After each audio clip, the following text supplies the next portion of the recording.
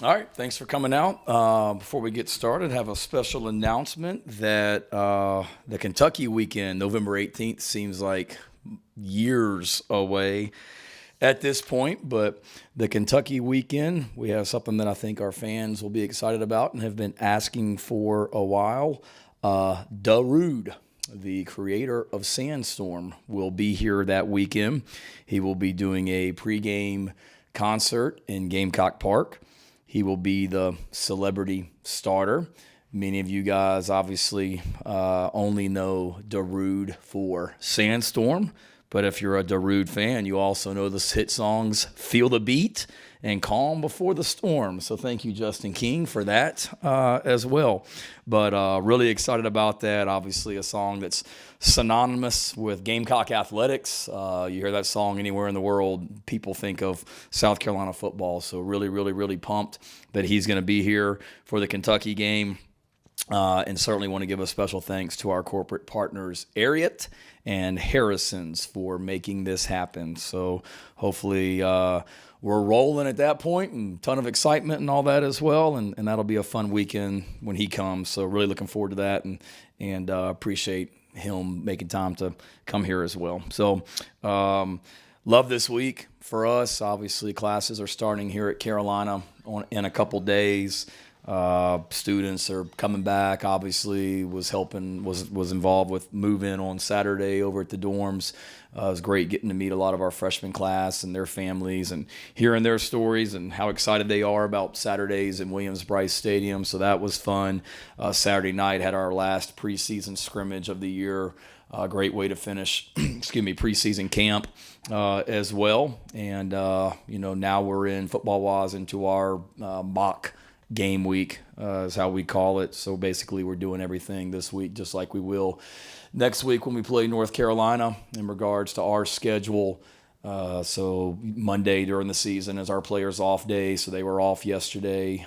Today was our normal Tuesday practice. Tomorrow will be our normal Wednesday practice. Thursday will be our normal Thursday practice. Friday will be our normal Friday walkthrough. And then Friday afternoon, evening, we'll do our situational practice / scrimmage, which is going through every conceivable situation that you can think of that could possibly come up in a football game. So we'll do that to wrap up the week on Friday.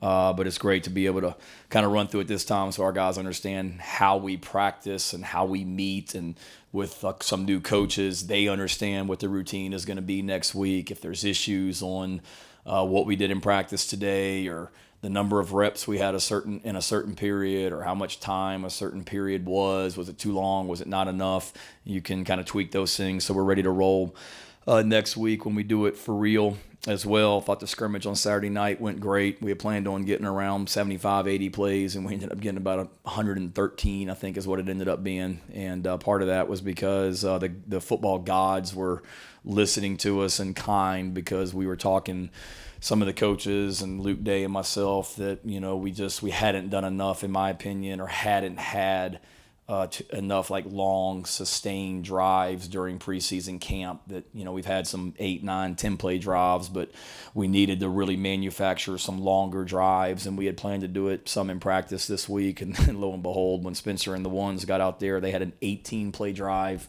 on Saturday night that resulted in a touchdown. And then we had a 2-minute drive at the end of the scrimmage that was a 14-play 2-minute drive at the end of the game. So we were able to manufacture some of those, which was awesome. We needed it from a conditioning standpoint. Going back last year, we didn't realize that we had a lot of long drives that we were on the field, offense and defense. So we need to make sure that conditioning-wise we're ready to sustain when we have a long drive as well.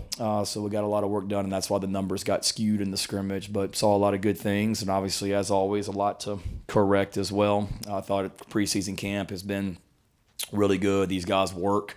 Appreciate their effort and the way they battle each and every day out there. Last week was hot as I can remember here in Columbia, 3 days in a row on Monday, Tuesday, Wednesday, and we were out there all 3 days in full pads, and we were doing some live tackling all 3 days and stayed outdoors all 3 days. So credit to those guys for pushing through. If you're going to be tough and be physical, you got to practice tough, you got to practice physical, and we certainly have this preseason, and we will continue to as the season goes on. We don't all of a sudden just go and relax when we get to the season. Like, we continue to practice really hard during the year as well, and that's why, in my opinion, we've been able to play our best football towards the end of the season the last 2 years as well. Injury-wise, we're in pretty good shape. There'll be certainly some guys as we get into it next week that would be listed as maybe questionable as you go into the game, but in my mind, we're expecting all those guys to play. Trey Knox, Juice Wells, Nick Harbor, all those guys that have been banged up a little bit, they all tell me they're playing, and they're all on track too as well, and that's how we're going forward with that. So if you have any other questions, I'll be glad to address the injury stuff here in a minute if you have some questions about guys specifically. And then certainly we're in the game week, which also means that we just would have had a Sunday. So starting this Sunday, all of you and everyone out there need to make sure they tune in to our coaches show on Sunday mornings on Bally Sports and Sunday nights on Watch Fox as well. So if I am giving a free promotion to a rival TV station, I'll do that again and say make sure you find our TV show on local listings as well on Sunday nights also. And then this week will be our first Carolina Calls, our radio show, which I would encourage all of you to come to. It's a fantastic time at Backstreet's Grill. And if you can't be there in person, certainly tune in on our radio network as well. Wednesday night this week, but Thursday nights from here on out. So don't get that confused. It's Wednesday night this week, but Thursday nights from here on out. But a lot of people spend a lot of time trying to make that TV show on Sundays really, really good. And as well as the radio show also. So there's a little plug for both those things as well, and we're going to try and continue to do a better job of promoting those things this year from a athletic department and marketing standpoint also, so people are aware of them. Had some friends of mine, close friends of ours in Columbia, that said to me last year, I didn't even realize you had a TV show on Sundays. So I said, shame on me. We haven't done enough good job of promoting that TV show, because every single game, win or lose, I'll walk my rear end out to that TV set and do that TV show at the stadium before I get on the plane and come home, or get in my car or drive home. So certainly want people to tune in, and it's a great look at Gamecock football and inside access and all that as well, getting to know our players and coaches and staff, and getting a recap of the game. So a lot of good stuff on there. Recommend you tune in. So with that, any questions? Shane, we've heard from a lot of the players about how good Spencer's been looking in preseason camp. From when he came in last year and prepared for the season to how he's done it this year, what's been the biggest difference? What kind of changes have you seen? I'd say he's a lot more comfortable right now. He knows the people around him better, teammates, understanding at this point. Last year he had never played a game for South Carolina. He understands what it's like to be in Williams-Brice Stadium and how we do things, and what the people are like around him. I think his comfort level in the offense, certainly there's some new stuff obviously, but there is some carryover from last year as well. But he's just very, very, very comfortable from what I can tell, and what he's shown. His leadership has certainly grown. I hear him out there. He's more vocal. He's more confident in what he's doing. And then I think that relationship with he and Dow is fantastic. Spencer and I met on Friday and just kind of talked about where he is and where we are. And that's one thing that he really, really talked about, was just his relationship with Coach Loggins and how he's helped him, and not just with Spencer, but that entire offense as well, the relationship with him. We had Trey in here a little bit ago. He was saying he expects to be ready to play by week 1. How have you liked his rehab going, and how important of a piece can he be to that offense against North Carolina? Yeah, he said what about week 1? He expects to be ready. Oh yeah, he's playing week 1. Like, I don't even know what he's trying to build it up and all that. He's playing. He's practiced for the last week. He scrimmaged last week. So he's been fantastic. Yeah, two weeks ago, tweaked his knee a little bit. I think he missed 2 days of practice, and then he was back and has been full speed since and whatnot. So he's been fantastic. He's a guy that he's really athletic. You would think that being a receiver, then going to tight end. So that athleticism shows. He's really good in the run game as well. I was just watching some tape from practice today before I came in here, and just some of the things he did in the run game. It's impressive. He understands leverage and where he needs to be and where his head needs to be on when he's making blocks and things like that. So he's not afraid to stick his face in there. And he's so intelligent from an offensive standpoint. He can help others get lined up. He knows how to get lined up and how to get open. So in so many ways, he's got a great relationship with Spencer because of that. But he's a guy, he's going to be a weapon, not just in our passing game, but run game and offense in general, special teams as well, long bodies like that. We didn't have enough of those guys last year. Now you talk about him, and not to get on the special teams kick, but when you talk about him and Josh Simon and Desmond, I mean, you got long, lengthy bodies as well. So I'm excited about Trey, what he brings to the team and what he's done already and what he'll do this year. Kind of bring you back to Spencer for a second, just kind of a zoomed out way, having met him when he was at Oklahoma, what are kind of the big changes you see in him now as a senior from maybe when you were first working with him as a freshman? Good question. Physically, his body has changed getting into our weight program with Coach Day and how we do things in the weight room. And Spencer would tell you that. I mean, he's bigger. He's more bulky. Coach Limbo used the word husky this morning. He's more like husky. He used that in a special teams meeting. So he's built. He's changed his body. So physically, that helps him just be able to be endurable, the strength to make throws, things like that as well. And then obviously when I was first around him, I was around him 1 year where he was a backup to Jalen Hurts and only played in 3 games, I think, that season. So he was kind of learning his way.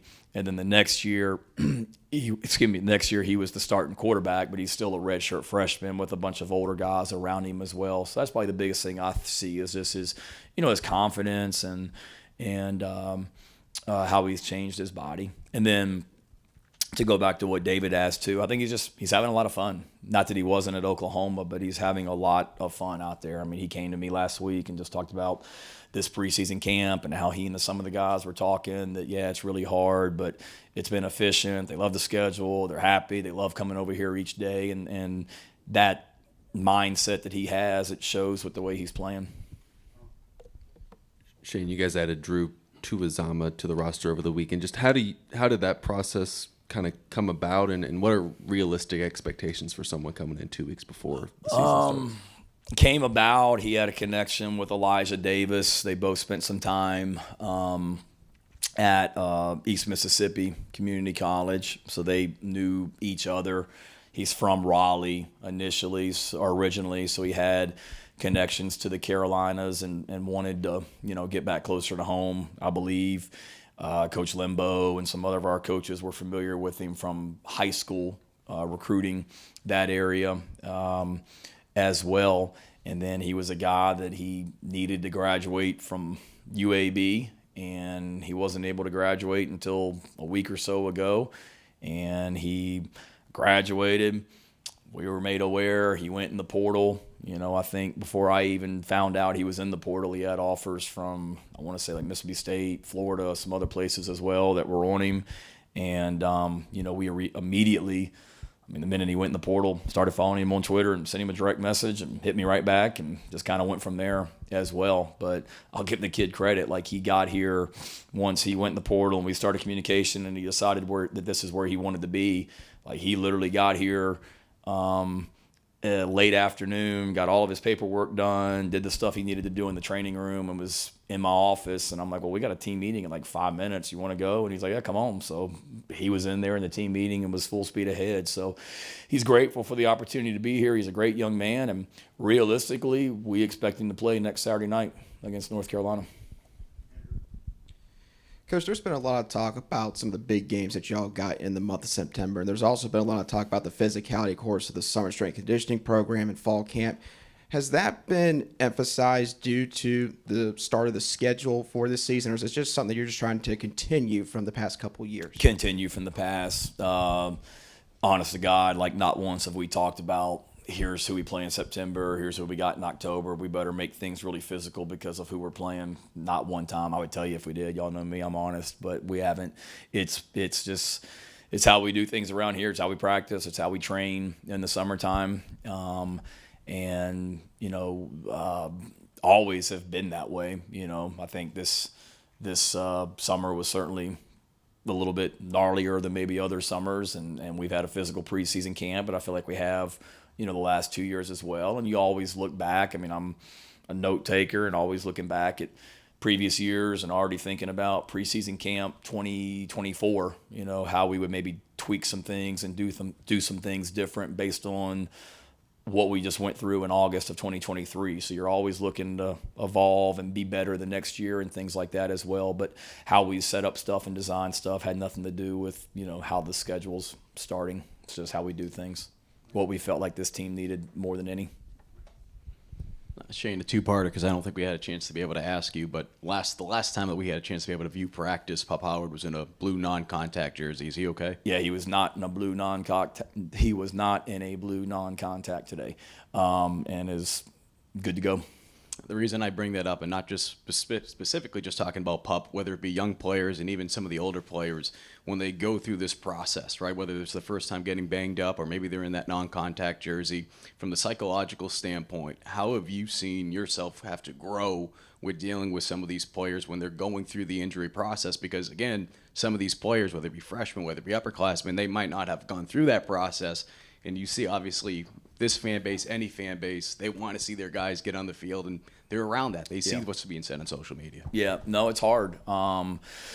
Great question. It's something that we spend a lot of time talking about. There's no question about it. That we talk about trust your training. In other words, like me and Luke and Chip Morton and I meet, pretty much every day and talk about practice and was it a little too much here? Do we need to dial back here?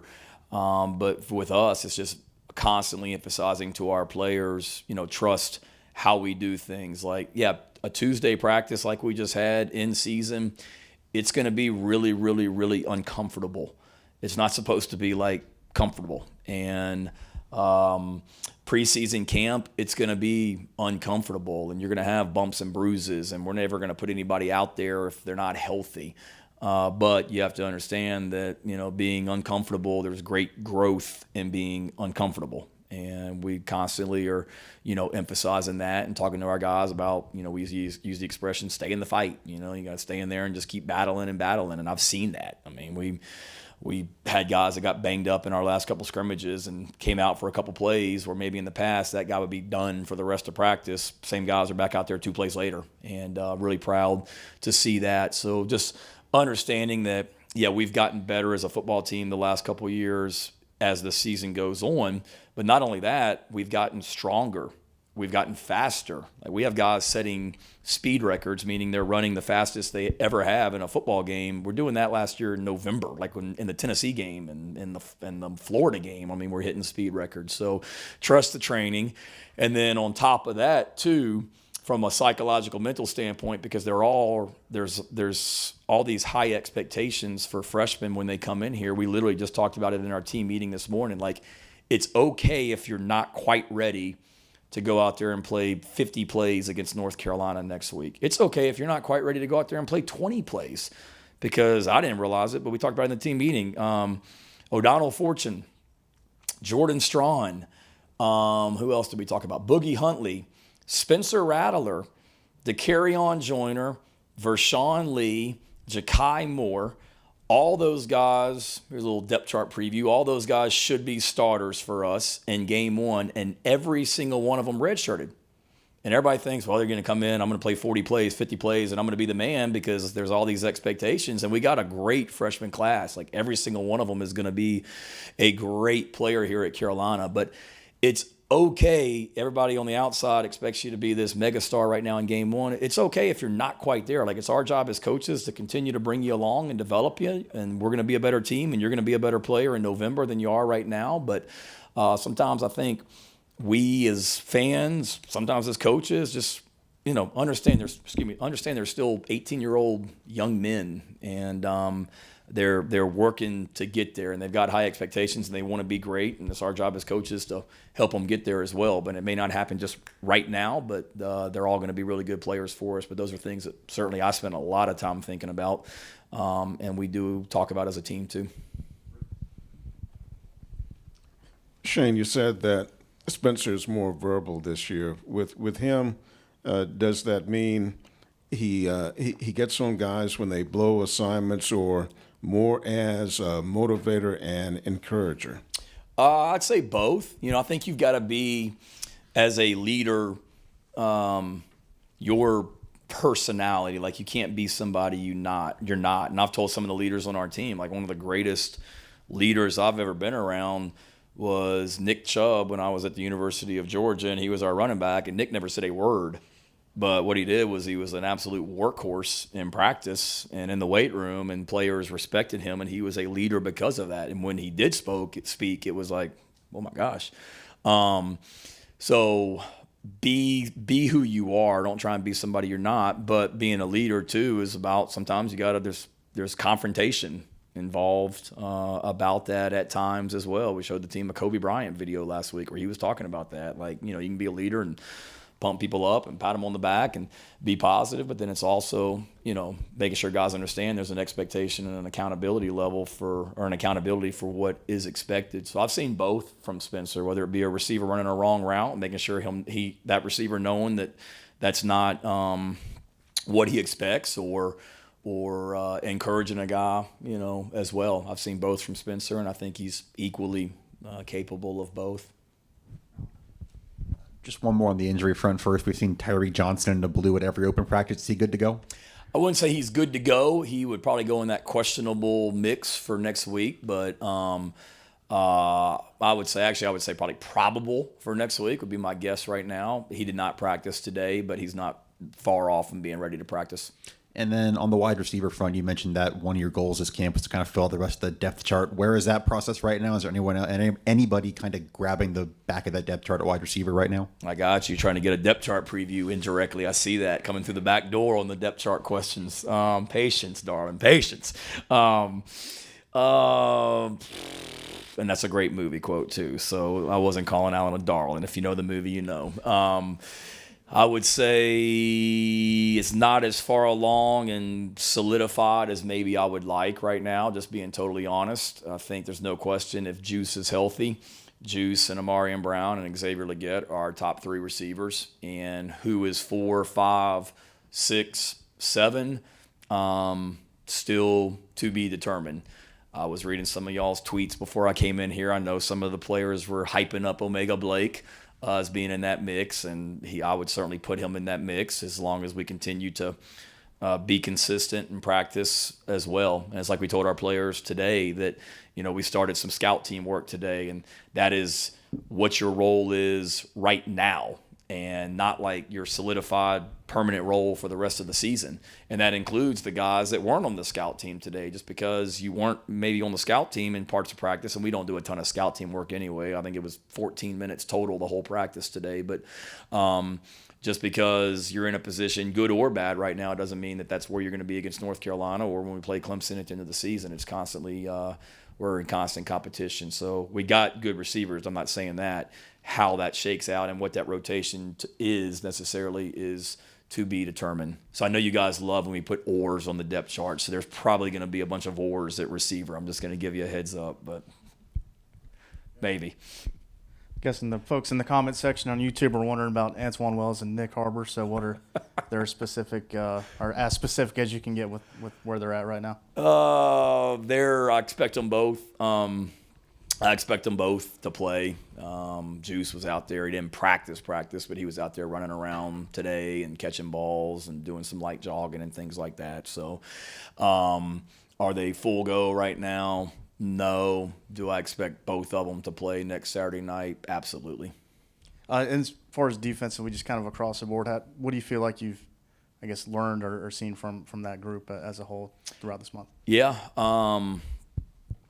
Starting in the secondary, I think those four guys, here's another depth chart preview. DQ, Nick, O'Donnell, and Marcellus have picked up where they left off at the end of the season. I think those four are a solid starting four at corner and safety.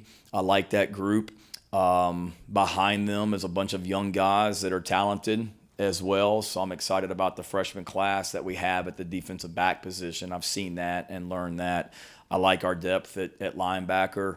You know, it's a solid group with more depth. I think we're going to be naturally better against stopping the run this year, I hope, because we got some size and physicality and some oomph in there as well when you talk about the linebacker core that we have. And then, you know, that defensive end position didn't have a lot of depth going into spring practice, but we're better now. Obviously, you know, Tyreek and getting Jordan Strong back is helpful. Brian Thomas has come on. Adding JT Gear has been a great pickup for us. Drew, who we just brought in from UAB.